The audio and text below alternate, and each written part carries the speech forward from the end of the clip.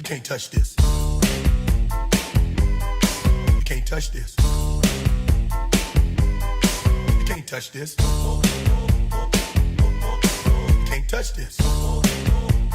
My music hits me so hard, makes me say, oh my Lord, thank you. And now for our top story tonight. Can bees think? A new study shows that no, they cannot. Later on after the break, we're going to go to protein folding.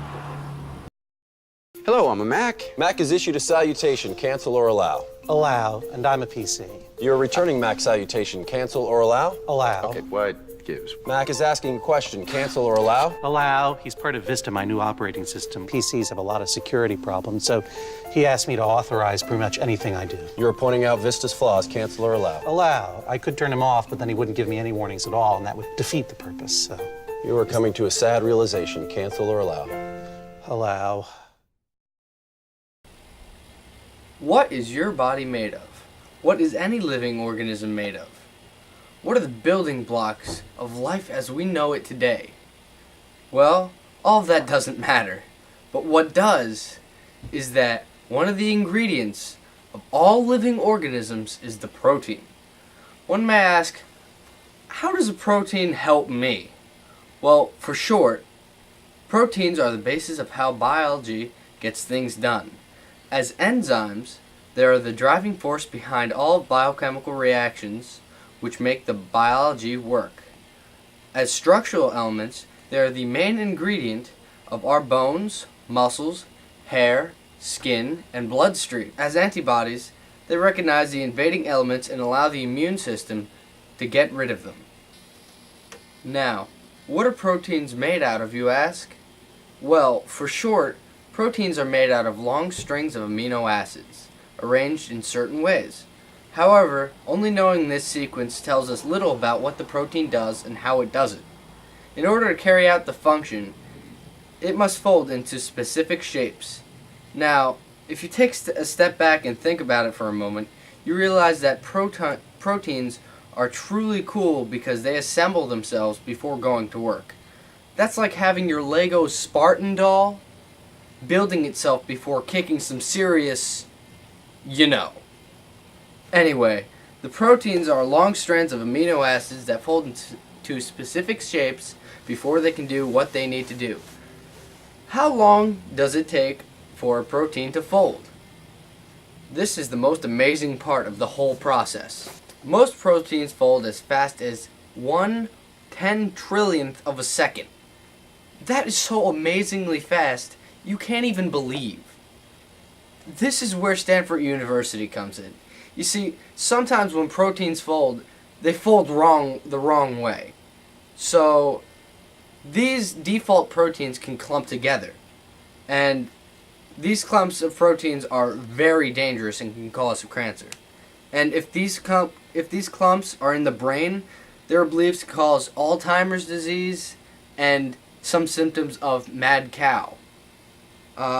So Stanford University decided to research protein folding to be able to understand it more and to possibly find a way to fix the issue. But there's a big problem. Computers today would take 30 years to simulate one protein fold. On top of that, there's almost infinite different types of proteins.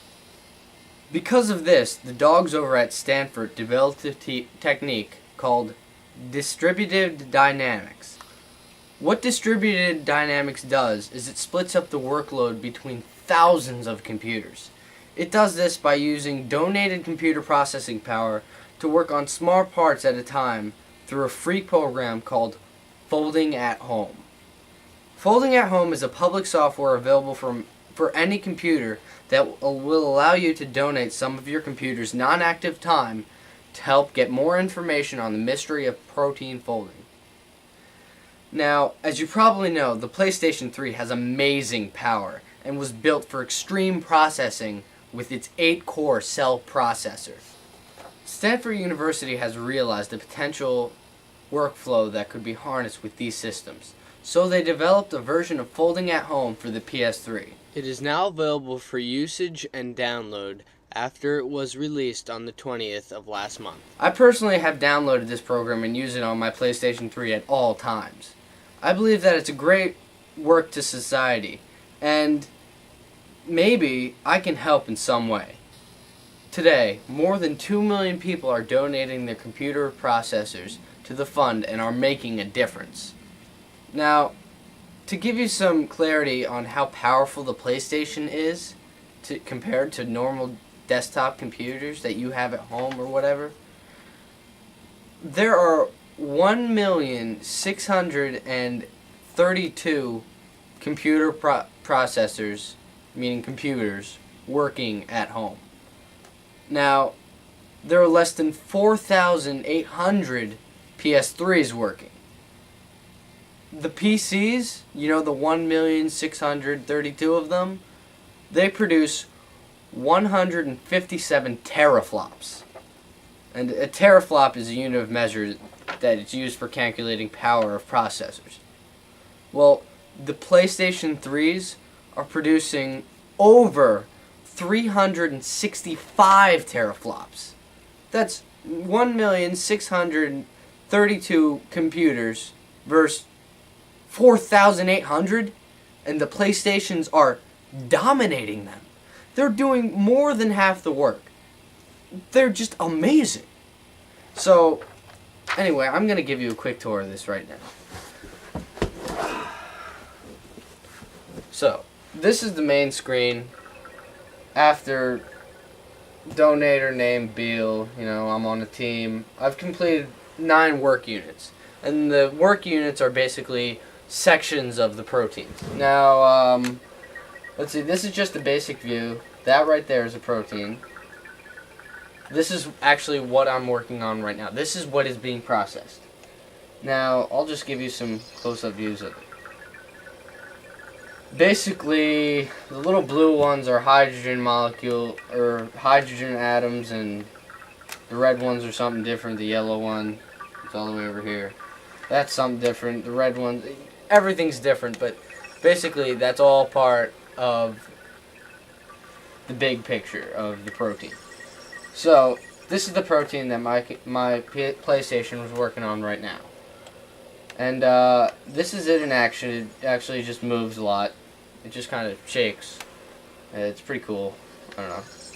And basically right now, this protein that I'm working on right now is at, let's see, 65% done. And it's been working, let's see, I don't know. It's been working for a while though. And time to completion is approximately in 2 hours. So I just keep this thing on all night and all day when I'm at school, whatever. So, and also, this program also has a world view of where PlayStations are donating. So this is Africa. I don't know if you can see it. That's Africa. That's South America. And that's America. See, all those little yellow dots are donating people with their PlayStations. There's a lot of people over there in New Jersey. Some in San Francisco, but that's okay. That's Europe over there, and got some activity. Whatever. Here's Japan. They have densely populated areas of donating right there. But that's pretty much it, and it's a really cool program because it gives you a view of the world and who's donating and whatnot. And of course you can see the freaking protein. It's pretty cool.